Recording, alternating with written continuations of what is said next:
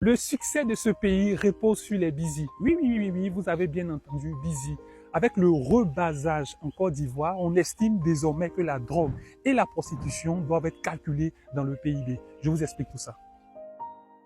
Le rebasage désigne une opération statistique qui consiste à changer l'année de référence utilisée pour calculer des agrégats économiques, en particulier le produit intérieur brut, le PIB. Autrement dit, on met à jour la base de calcul d'un indicateur pour qu'il reflète au mieux la réalité économique. C'est une opération qui est complètement normale et qui est surtout utile. En le faisant, le rebasage, on choisit une année de référence plus récente et on intègre de nouvelles activités économiques. C'est ce qu'a fait la Côte d'Ivoire dans le rapport qui s'affiche quelque part sur l'écran. Seulement, en le faisant, la Côte d'Ivoire a considéré de nouvelles activités, notamment la production et la consommation de stupéfiants, la drogue donc, et l'activité des professionnels du sexe, la prostitution. Avec ces réformes, entre autres, le PIB a grimpé de 38%.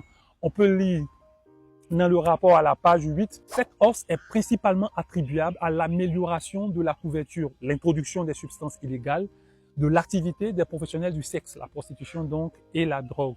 Le PIB grimpe donc ainsi et ça a une incidence sur tout, notamment sur la dette. Il permet d'apprécier si elle est supportable ou pas. Pour faire simple, si vous gagnez 100 000 francs et que vous avez un emprunt, un crédit de 800 000, c'est énorme. En revanche, si vos revenus sont estimés à 2 millions et que vous avez le même crédit, le même emprunt de 800 000 francs, c'est beaucoup plus supportable. Or, on n'a pas de reçu quand on achète de la drogue, ni quand on va chez une professionnelle du sexe. On est donc vraiment dans l'estimation. La Côte d'Ivoire, justement, estime à 239,9 milliards l'activité des professionnels du sexe et à 383,5 milliards la consommation de la drogue. C'est énorme. L'introduction d'activités illégales n'est pas propre seulement à la Côte d'Ivoire, mais elle demeure tout de même controversée.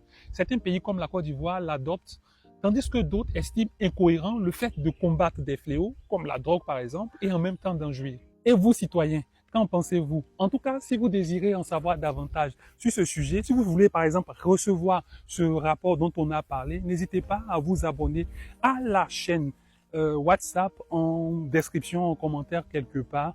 Et puis surtout, partagez, likez, donnez votre avis à cette vidéo. N'oubliez pas, c'est notre monde et c'est notre responsabilité.